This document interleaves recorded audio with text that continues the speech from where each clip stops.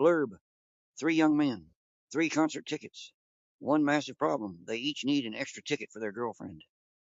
What starts as a bond of rock and roll friendship quickly devolves into a desperate game of cat and mouse as Dave, Mike, and Leo turn on each other, plotting and posturing to steal the concert tickets from each other for their girls. They'll face bruises, shady deals, and high-speed chases to get what they want. But when the dust settles and the heat of the city finally breaks, who is really pulling the strings? The Ticket Tango. Written by Rrocket. Chapter 1. The Three Musketeers of Sal's Deli. The heat outside of Sal's Deli was thick enough to chew, but you wouldn't know it by looking at Dave. He sat in a corner booth, stubbornly zipped into a heavy black leather jacket. The leather was scuffed and covered in colorful patches from years of concerts, but the biggest one on the back, and the one on his mind, read Steel Vengeance. His all-time favorite band Dave was 24, with messy dark hair that looked like he'd just stepped off a motorcycle. Across from him sat Mike, 21, who was skinny with a faded band t-shirt that had seen better days, and Leo, 23, who wore his sunglasses indoors and had a bandana tied around his forehead. They were huddled over a single basket of large fries in the middle of the table. A small, lonely puddle of ketchup sat on a wax paper liner, and each of them held their own soda, the ice clinking as they brooded. Sal's Deli was the kind of place that time forgot. The linoleum floors were worn down in a path from the door to the counter, and the walls were a cluttered museum. Faded black and white photos of 1940s baseball legends rubbed elbows with 1950s crooners and jazz players. Behind the counter stood Sal himself, a man who looked like he was carved out of a block of granite. He had a white apron tied over a stout belly, a pencil tucked behind an ear, and a face that hadn't smiled much since the Dodgers left Brooklyn. Leo held a crumpled flyer he'd pulled off a telephone pole. It was a smaller version of the massive poster taped to Sal's front window. One night only. Steel Vengeance. The Thunder and Lightning Tour, live at the arena. I can't believe it, Leo said, shaking his head. The band is actually coming to town right here in our backyard, and we're sitting here eating fries like losers. They sold out in 10 minutes, man, Mike muttered, stabbing a fry into the ketchup. 10 minutes? It's a travesty, man. We're the biggest fans in this entire zip code. Nobody appreciates them like we do. Dave wiped sweat from his forehead, but didn't dare take off the leather jacket. Roxy has been talking about this show for a solid month. She's going to kill me if I don't find a way in. Tell me about it, Mike added. Gina has never even seen him live. She's been dying to go. She thinks I'm some kind of hero who can just make tickets appear. Valerie, too, Leo sighed, staring at the flyer. She's got her heart set on it, but what are we supposed to do? Scalpers want a fortune, and we don't have that kind of money. They sat in silence for a moment, imagining the show. Can you imagine it, though? Dave said, his eyes going wide. Walking into that arena. The smell of sulfur in the air before the pyro goes off. That chemical sting in your nose that tells you something big is about to happen. Yeah, Mike whispered. And then the house lights go down. That roar from the crowd starts low and then just hits you in the chest. The stage lights come up and catch the chrome on the drum kit. It's like silver fire, man. Then the singer screams. Leo finished, a grin finally breaking through. That high-pitched wail that vibrates right through your bones. It's the greatest thing in the world, man. It lets you know you're alive. Just then, Bruce, big strong man in his early 30s, built with massive muscles that looked like they were carved out of stone, walked in. He had the look of a man who had spent half his life inside the ring, with a thick neck and heavy hands. He was sporting a big black eye that was completely swelled shut. As he walked past the guys, Dave leaned in and whispered, "Wow, look at his eye." He got punched pretty good. Bruce walked up to the counter and stood there. He ordered a cup of coffee and a cold glass of water. Sal looked at him and said, "So, how'd it go?" "I lost." "First round," Bruce said, his voice low and tired. Sal shook his head. "I really thought you could take him. I even bet on you. But the champ is brutal. He's never lost a fight. You'll just have to train harder next time." Sal set the coffee and water down on the counter. "This one's on me." "Thanks, Sal. I owe you one." "You owe me more than that," Sal replied. "I lost $20 on you." Dave watched from the booth and whispered, Wow, I wouldn't want to be him right now. What's that all about?" Mike said, "Oh, that's Bruce. He's a prize fighter. Looks like he lost." Leo nodded. "Well, we better get out of here and try to figure out how we're going to get those tickets." The three of them slid out of the booth, leaving the empty fry basket and their half-melted ice behind. As they walked toward the exit, Mike waved a hand toward the counter. "Hey, Sal, you got any work? We need jobs, man." Sal didn't even look up from the slicer. "Doesn't everybody?" he grunted. Chapter 2, The Gutter's Gold. The boys pushed through the heavy glass door and hit the wall of summer heat on the sidewalk. Leo wiped a bead of sweat from his own forehead and looked at Dave. "Man, Dave, take that jacket off. You're going to melt into the pavement." Dave just adjusted the collar, looking serious. "It ain't easy looking this cool, man. You got to suffer for the look. It's a rock and roll thing." They started walking, the mood turning sour again. 10 minutes, Mike groaned, kicking a pebble. Nothing ever goes the way we want. We missed the chance of a lifetime by 10 lousy minutes. Dave stopped and put his arms around Mike and Leo's shoulders, pulling them into a huddle. Hey, come on, guys. At least we got each other, right? We're the three musketeers of rock and roll. That's right, Leo said, nodding. You could never pull us apart. This is a bond that can't be broken. The bond of rock and roll friendship, man. They started across the street, dodging a pickup truck that honked loudly as they stepped onto the opposite curb. Suddenly, Dave stopped dead in his tracks. He spotted something shiny wedged against the concrete, right by the iron bars of a storm drain. Wait a minute, Dave whispered. Could it be? He reached down and pulled a plastic sleeve out of the gutter. His eyes went wide as he pulled out 3 crisp, holographic tickets. The bold letters on the front read Steel Vengeance, the Thunder and Lightning Tour. Dave's eyes widened. Oh my God, oh my God, oh my God. Front row seats even. Chapter 3, Every Man for Himself. I don't believe it, Mike breathed, reaching out. Wow. Let me have one of those. Dave pulled the tickets back toward his chest. Hold on a second. I found 'em. I'm taking Roxy. But there's 3 tickets, Leo shouted. This is destiny. No, Dave said, his voice getting firm. I'm taking my girl. She'll be mad as a hornet if she finds out I had tickets and didn't take her. One of you is going to have to stay behind. Leo stared at him, his face turning red. So much for our rock and roll bond of friendship that can't be broken. Before Dave could react, Leo's hand flashed out. He snatched one of the tickets and took off running down the block. Mike turned to Dave, looking desperate. Come on, man. You got to do right. Give me one of them. Dave looked at the 2 tickets left in his hand. Look, man, she's going to kill me. If before he could finish his statement, Mike reached out and grabbed one of the tickets and jumped back. Look, man, I'm really sorry, but I got to go. I just can't miss out. Dave looked at Mike with a shocked look. I can't believe you did that. His voice quivering. You got to give that back, man. Mike took another step back. No way, man. So that's the way it is? Dave asked, more of a statement than a question. Whatever, man, but you're on your own getting there. I'm going to find a way to get another ticket so I can still take Roxy. Just then, a man came running towards them, red-faced and waving his arms. He looked directly at Mike and Dave. Hey, you. Those are my tickets. I dropped them. Oh, great, Mike said. Now we got to give them back. No way, man, Dave said, slowly shaking his head and watching the man get closer to them. Mike frowned. You can't just take the guy's tickets like that, he said. Like Leo said, Dave answered back, watching as the man got closer. This is destiny. They didn't talk it over. They bolted in 2 different directions. Finders keepers. Dave yelled back over his shoulder. Mike was tearing down an alleyway, his lungs burning, when he rounded a corner and nearly slammed right into the chest of the man who had lost the tickets. The man was doubled over, gasping for air, but his eyes lit up when he saw Mike. You, give him back, the man wheezed, lunging forward.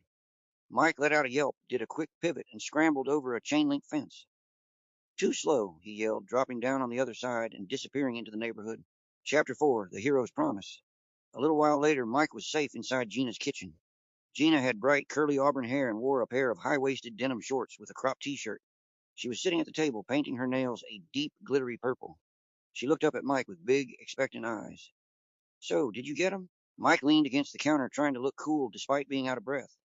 I got one, Gina. Just one. But don't worry. I got a plan to get another. I'm going to snag one from Dave or Leo. Across town, Leo was pacing back and forth in Valerie's wood-paneled living room. Valerie had straight blonde hair pulled back in a high ponytail and wore oversized hoop earrings that caught the light. She was lounging on the sofa, chewing gum loudly. You only snatched one, she asked. Leo stopped and looked at her. It's a start, Val. I'm not going to let some bond of friendship stand in my way. I know where Dave lives. I'll do whatever it takes to make sure you're at that show. Meanwhile, Dave was up in his room with Roxy. Roxy was tall and athletic, with sharp features and short-cropped dark hair that matched her edgy style. She was leaning against his dresser, looking through his records. 3 tickets in the gutter, and you only ended up with one? She asked, raising an eyebrow. Dave sat on the edge of his bed, still wearing his leather jacket. The guys went crazy, Roxy. They turned on me. But it's okay. I'm the one who found them. I'm going to outsmart both of them and take back what's mine.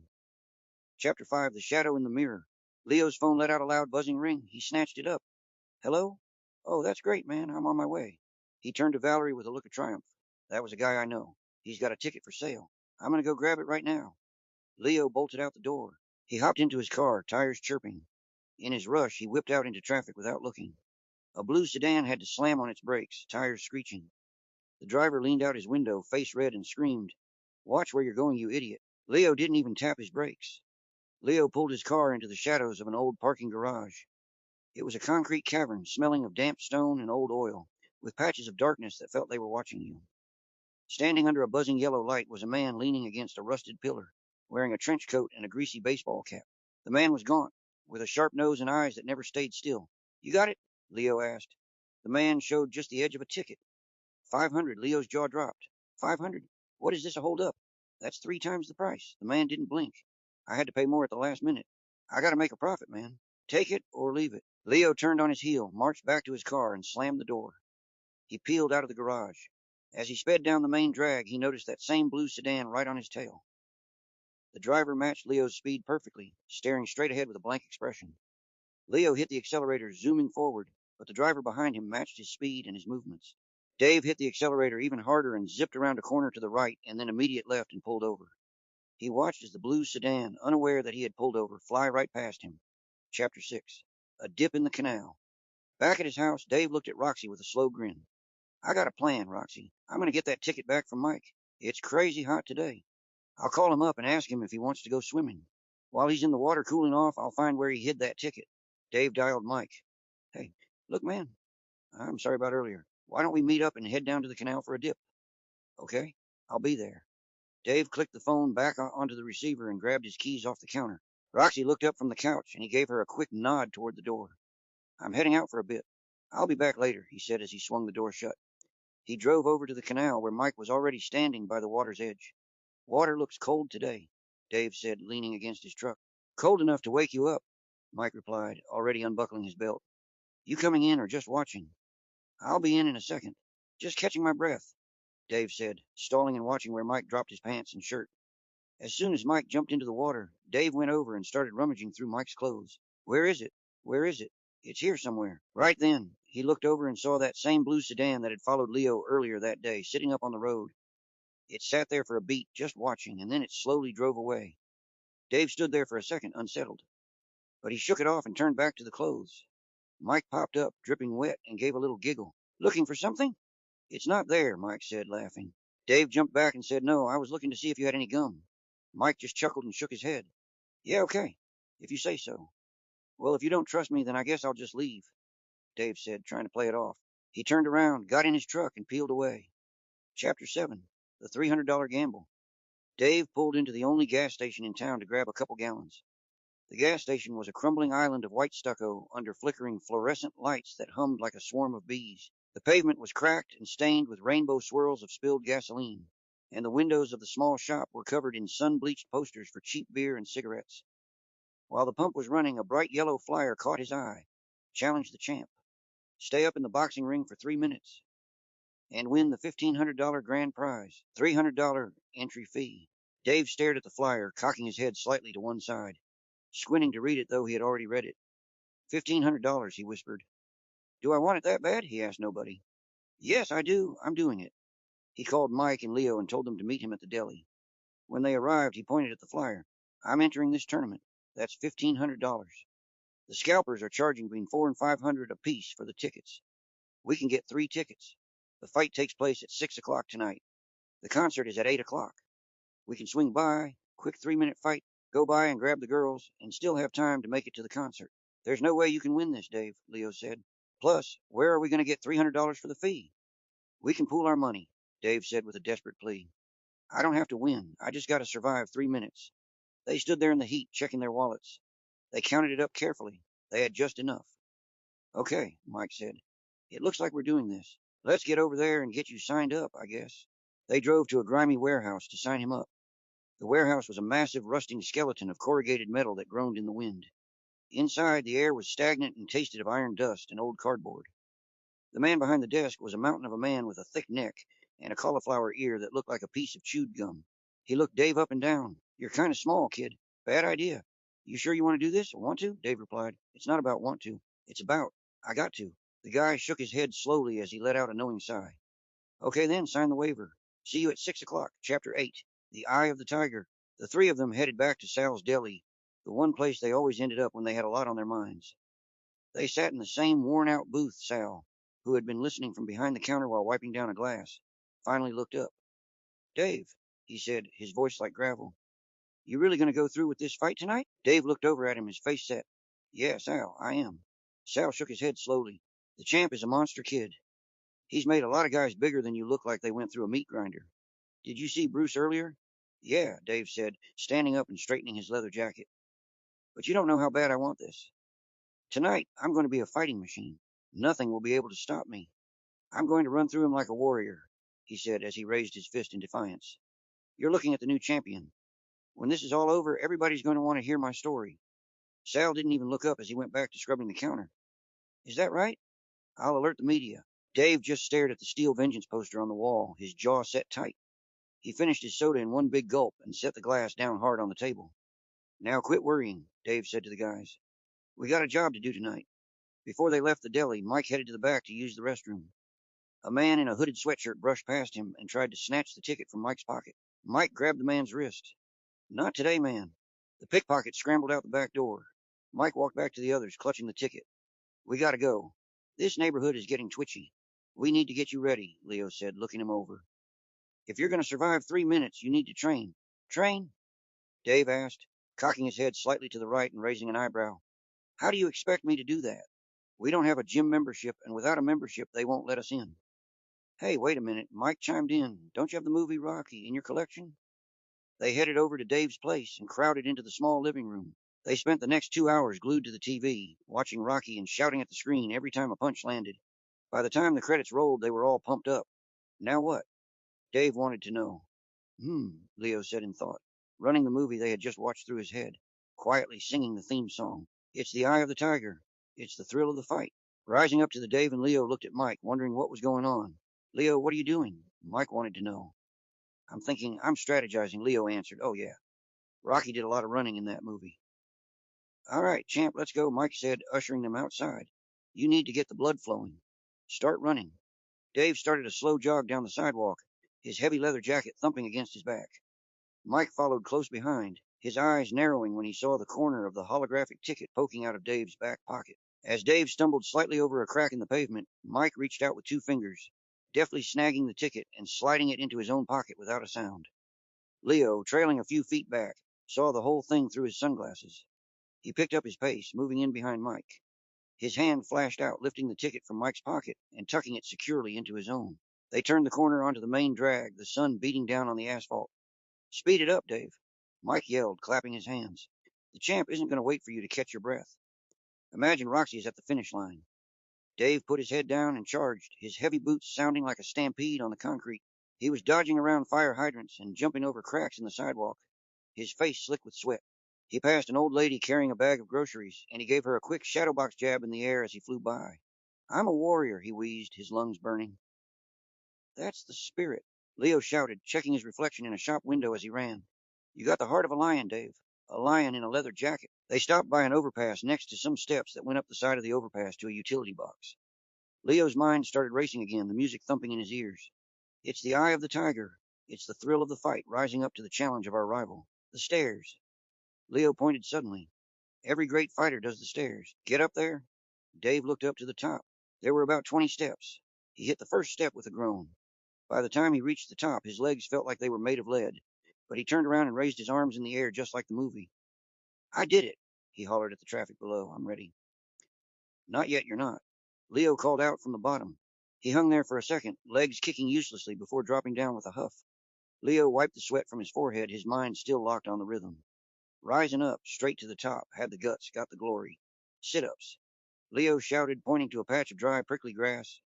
You gotta have a core like iron, Dave. Drop and give me 50. Dave looked at the grass and then back at Leo, his chest heaving under the leather jacket. No way, man. I'm tired. My legs are like noodles, and I can't even feel my arms anymore. Well, Mike said. He's been training for about 2 hours. That should be long enough. Yeah, Dave said, holding himself up with his hands on his knees. Plus, we watched the movie. Mike checked his watch. It's almost 6 o'clock. We better get moving. Yeah, Dave said, wiping his face. We better get moving. Leo stood there for a second, the music still thumping in his ears. It's the eye of the tiger. It's the thrill of the fight, rising up to the challenge of our rival. Eggs, Leo said suddenly. Mike and Dave stopped and looked at him. What about eggs? We got to stop by the deli, Leo said, his eyes serious behind his sunglasses. You have to drink raw eggs. Raw eggs? Dave asked, making a face. I don't know about that. Yeah, Leo insisted. He drank eggs I think it was for the protein. Mike nodded. Yeah, maybe you better. We don't want to take any chances. Dave sighed, adjusting his jacket. Okay, I guess I'd better not take any chances. With little time left, the guys made their way to Sal's Deli. They went directly to Sal. Sal, raw eggs. We need 3 or 4 raw eggs as soon as possible. Raw eggs? Sal repeated. And exactly why do you want raw eggs? Mike said, it's almost 6 o'clock. We need Dave to drink some raw eggs real quick for his training. Sal shook his head as he retreated to the back and returned with 3 eggs. He cracked them one by one, and then gave them a quick stir. He handed the glass to Dave. Dave picked up the glass and put it to his lips and started to take a drink. But it was impossible. The texture of the raw eggs just wouldn't go down. He gagged and spit them out onto the counter. Sal let out a knowing grin as he reached for a towel and began wiping off the counter. I'm so sorry, Sal. What do I owe you? No charge, boys, Sal said. It was worth the price of the eggs to see a show like that. Chapter 9. The 3-minute machine. They left the deli and started walking down the road toward the warehouse district. Mike, feeling the weight of what he thought were 2 tickets in his pocket, looked over at Dave. Listen, Dave, if you don't want to do this, it's not a big deal. We can just walk away. Leo, who actually had 2 tickets in his own back pocket, decided it was better to just play along. Yeah, Dave, if you want to back out, I'll understand. I won't even be upset about it. Dave wiped sweat from his eyes and adjusted his collar. I've gone this far. There's no sense in backing out now. Whatever you say, man, Leo said quickly, not wanting to sound suspicious. Yeah, let's do it then, Mike added, keeping his voice casual. The warehouse was thick with the smell of grease and sweat. Dave handed over the $300. The guys sat by the ring watching the professional, a mountain of a man, over 6 feet tall with a thick beard and cold eyes. The first challenger entered the ring. He was a mountain of a man, easily a foot taller than the champion, with bulging muscles and a face so mean it looked like it was made of jagged stone. He let out a roar and took a massive swing, catching the champion square in the jaw. The champion's head snapped back, but he didn't fall. Instead, he slowly turned his head back, a terrifying laugh echoing through the warehouse, and delivered a single punch that knocked the challenger out cold. 2 men stepped into the ring and dragged the unconscious giant away like a heavy sack of grain. Then the second challenger entered. He was a really big, muscular man, about the same size as the champion himself. As the bell rang, the second challenger took a swing, but the champion dodged it with surprising speed. The challenger landed a follow-up blow that actually knocked the champion back a few steps. Seeing an opening, the second challenger went in for the kill, but the champion got there first, landing a brutal punch that sent the man crashing to the canvas, out for the count. As the crew dragged the second challenger past the guys, his boots scraping the floor, Mike looked at Dave, his face pale. Oh boy, Dave. I hope we can do this. Oh, I'm going to do this, Dave said, his jaw set tight. You don't know how bad I want this. I'm going to be a mean fighting machine in there. I'm going to be an animal, a warrior. Leo glanced at the champion, then back at Dave. Well, I hope so, because we're in big trouble here. Number 3. You're up. The guys stood up and started walking toward the ring, with Dave leading the way. He walked with a stiff, determined strut, his eyes fixed on the champion. I'm a machine, Dave muttered under his breath, loud enough for Mike and Leo to hear. I'm an animal. Nothing's going to stop me. I can do this. I'm a warrior. He kept repeating the phrases like a mantra, his voice getting a little louder with every step. I'm a mean fighting machine. I'm unstoppable. Dave climbed through the ropes. Mike and Leo crowded into his corner. Mike reached over the top rope and rubbed Dave's shoulders. You're a beast. You're a warrior, he hissed. I'm a beast. I'm a warrior, Dave repeated. You're the man, Leo said. Heart full of rage. I'm the man, heart full of rage. That's right, Mike shouted. A beast. A machine, an animal. I'm a beast. Dave repeated as he clenched his teeth. A machine, an animal. That's right, Leo said as the bell rang to start the match. An animal that cannot be stopped under any circumstances. Dave stepped forward. That's right. I'm an animal that cannot be stopped under any. A sudden flash of white light, and Dave was flat on the canvas, out cold. As he slowly came to, for just a moment he made absolutely no sense. It was as if he had forgotten how to talk. What? Schemo flop. Hey, yay, what damn flop is your? That canal. Mush. What? We're the concert? Flanky Steel Vengeance, the deli tour, eek. Yeah, okay. Beanie Shook Rrocket raw eggs. Raw eggs on the counter. Damn chewing gum, Roxy's car with lemonade sugar, sharing those damn French fries with mushy floppy lip and ketchup on the shoe floor. Mike. Leo. I don't understand what's going on. Dave muttered as the ceiling stopped spinning. Knockout, Leo said grimly, looking down at Dave. Dave squinted his eyes from the overhead lights. Did anybody win? Was there a winner? Did I win? Mike shook his head. No, not unless you were having a sleeping contest. Mike and Leo reached down, each grabbing one of Dave's arms to hoist him off the canvas. Dave's legs were like wet noodles as they draped his arms over their shoulders and hauled him through the ropes. They navigated him through the warehouse and out the heavy metal doors, his boots dragging slightly on the grimy floor. They reached the edge of the sidewalk and lowered him down until all 3 of them were sitting on the curb. They sat on the curb, $300 poorer. Chapter 10, The Dust Settles. Now what? Leo said as he stood up and threw his hands in the air. I'll tell you. Now what? Mike snapped, looking at Dave. I knew you couldn't do this, and I went along with it like a fool anyway. All our money is just gone. Well, you guys had me so hyped up I couldn't even concentrate. Dave yelled back. I'm the one who took the hit. Whatever, man, Leo muttered, turning away. This was a disaster. As he aired out his disappointment for the day, Leo actually knew that he had one thing in his favor. He actually had 2 tickets, and as he pretended to be angry and argue with the guys, he was trying to think of a way to get out of this. He was trying to think of a way to get away from Mike and Dave so he can go pick up his girl and head for the concert. But then the argument got so real that he forgot that he wasn't angry. The argument flared up until they all went their separate ways. Dave was stumbling down an alley when a man in a dark jacket stepped out. Not you again, Dave said. Okay, give me everything you got, the guy growled, jumping forward and reaching for him. Dave didn't hesitate. He ducked low under the man's reaching arm and drove his shoulder hard into the guy's chest. The impact sent the man stumbling back, crashing into a stack of wooden pallets with a loud splintering crack. Get back, Dave barked. The man scrambled to find his footing and retreated into the darkness. Dave stood there for a moment, his chest heaving as the adrenaline started to fade. He was broke, and he was bruised, but he was still standing. He pulled his jacket tight and kept moving, leaving the shadow of the alley behind him. Dave made it home, and Roxy gasped at his bruised chin. He told her about the fight, then he looked up. I have a plan, Roxy. One final plan. Meanwhile, Mike stopped to rest on his way to Gina's, and the same pickpocket tried him again. Mike shoved him off and finally made it to Gina's kitchen. He told her they had no money, but then he whispered, I guess what? I got an extra ticket. Are you starting going through his pockets but only found 1 ticket? You've got to be kidding me, he said as he devised a new plan in his head. Across town, Dave told Roxy that he was going to steal the tickets from the other guys. Then his phone rang. It was Mike, asking to meet at the park. Then Mike called Leo, asking him to meet at the park. Leo, who's waiting at home wondering where Valerie went, he said he'd better keep up the game and go along. Leo sped off, and that blue car appeared again, driving alongside him before vanishing. The guys ended up at the park, keeping their distance from each other so no one could pickpocket the others. The park was a dry, neglected patch of brown grass surrounded by a rusting iron fence that cast long, cage-like shadows in the evening sun. I knew this was a bad idea. Mike yelled, pacing a tight circle on the brown grass. $300, Dave. $300 of our hard-earned money just gone in less than 3 lousy minutes. Oh, so now it's my fault? Dave shot back, gingerly touching his swollen jaw. I'm the one who actually got in there. I'm the one who took a hit that would have put you in the hospital for a month. You were the one screaming in my ear that I was a beast right before I got blindsided, because you said you were ready. Mike screamed, throwing his hands up. You said you were a machine. Some machine you went down like a sack of potatoes. We spent all day roasting in this heat, running around like idiots, and for what? To sit in the dirt and be broke? Leo stood a few feet away, kicking at a tuft of dry weeds. Stop yelling. People are going to start looking at us. His mind was racing, trying to decide how are you going to get out of this and then back to Valerie's house. He knew that the concert would be starting soon. Let him look. Dave barked, turning on Leo. At least I did something. You just stood there with your hands in your pockets watching me get my clock cleaned. You didn't even try to help me out of the ring until the guy was already counting us out. I was stunned, man. Leo yelled back. Everything today has been a disaster. The heat, the gas station, that guy at the warehouse. Leo no longer had to pretend to be angry as he began losing his temper. Everything we touched today turned to garbage. We're just losers, all right? Admit it. I'm not a loser. Dave shouted, his voice echoing off the park fence. I'm just the only one who had the guts to try. Oh, here's the greatest part of all. You're going to love this.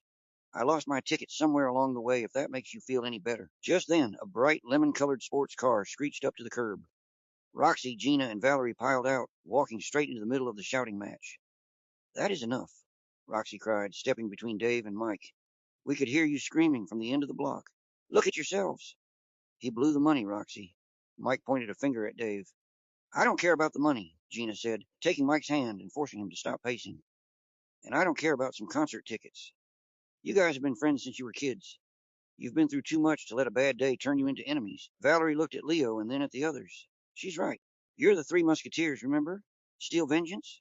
You're supposed to be a team, not a bunch of guys tearing each other apart over a fight in a warehouse. Dave looked at Mike, then at Leo. He let out a long, heavy sigh and his shoulders finally dropped. You're right, he muttered, his voice softening. We're acting like idiots. I'm sorry, guys. I just wanted us to win so bad. Mike nodded slowly, looking at the ground before reaching out to pat Dave on the shoulder. It's okay, man. I shouldn't have yelled.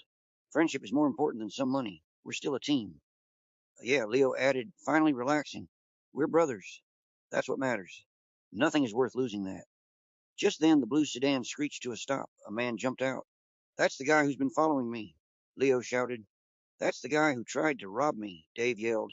The man had his hand in his coat pocket and appeared to be pointing something at them through his pocket. Look, he said, you guys are pretty tough, but you are not tough enough for this. You don't want me to pull this out of my pocket. Now give me everything you have. The guys tried to argue, but the man barked, you'd better give it up. Mike and Dave's eyes went wide as they noticed Leo put 2 tickets in the man's hand.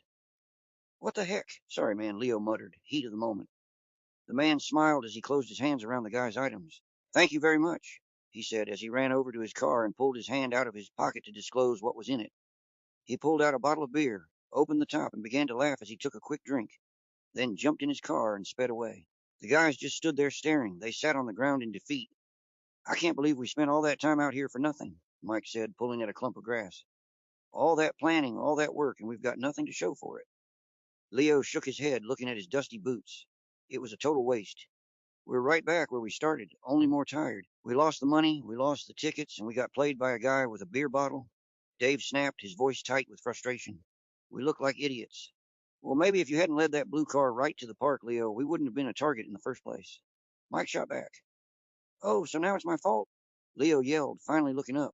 I'm not the one who let a pickpocket almost snatch my ticket twice, Mike.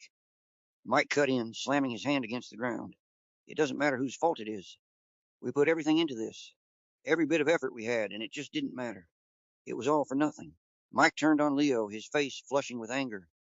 Yeah, because you're the one that led that blue car straight to us. Leo froze his eyes, narrowing as he processed that.